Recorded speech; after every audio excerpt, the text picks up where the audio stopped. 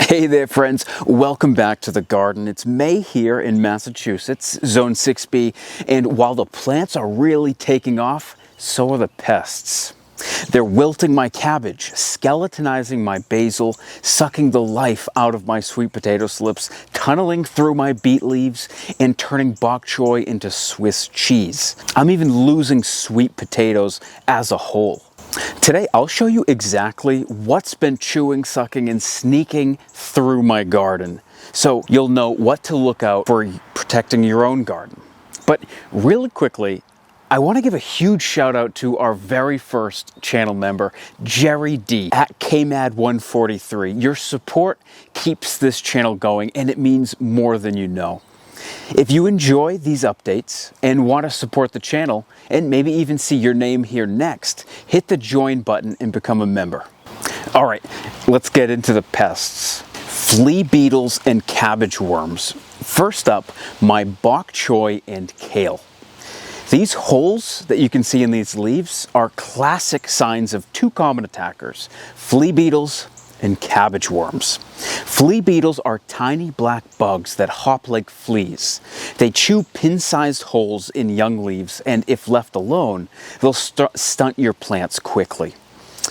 Then there's cabbage worms, green caterpillars that hide on the undersides of leaves and leave big, ragged holes. These are the babies of those innocent-looking white butterflies you see fluttering around cabbage plants.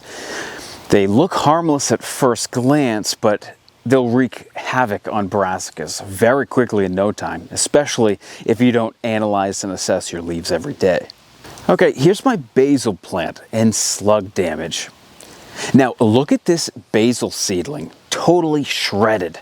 This is most likely slug damage. Slugs usually feed at night when it's cool and damp.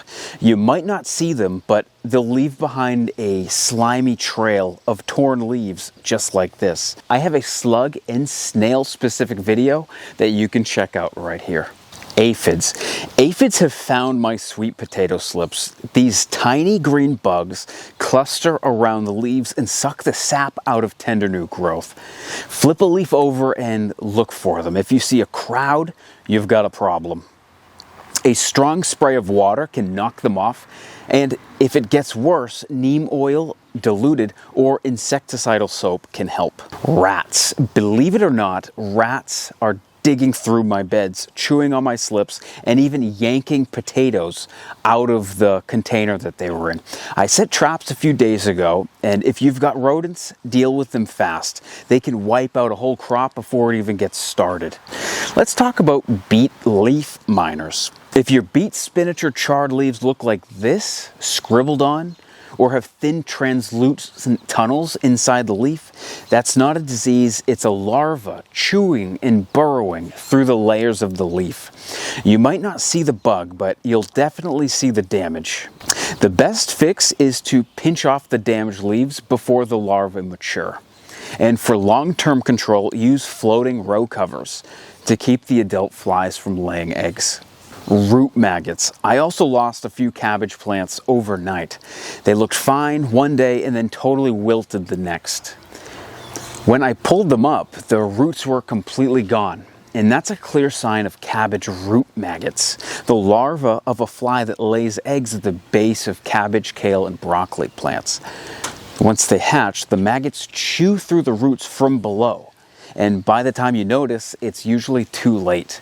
These are devastating and can really affect even mature plants. And prevention is key.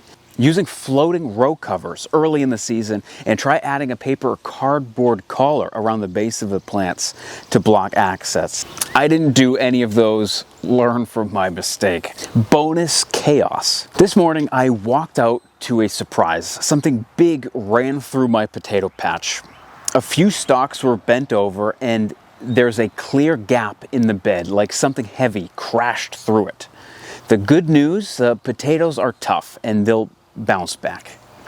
It could have been a wild cat or maybe one of my own dogs chasing the rats, which, by the way, are getting bolder. They're not even waiting till nightfall anymore. I've seen them in broad daylight, sneaking into the garden to pluck the sweet potatoes straight out of the slip nursery. And here's another one. My lone cannabis plant was bent over this morning, creased low near the base. It looked like something tried to perch on it, maybe a bird landing or wind, or even an animal brushed past it. If you've seen this kind of damage and know what causes it, let me know in the comments. That being said, I'm not too worried about any of these. Plants are resilient. Just like a bone, that kind of bend often heals and strengthens over time, especially if the main stem is still intact. So here's the rundown of what's been showing up in my garden this May. We've got flea beetles, cabbage worms, slugs, aphids, leaf miners, cabbage root maggots, and even rats, and animals hunting the rats. We've got 8 of them. This is the time to stay alert, and the garden's waking up, and so is everything that wants a bite. If you're dealing with any of these pests, drop a comment and let me know what's working for you and what isn't. And if you want to follow along as I fight back, hit that like button and subscribe for the weekly garden updates. You'll see exactly how I deal with these issues in real time. And it's not just talk, but real results, setbacks, and even the small victories. We'll see you in the next update.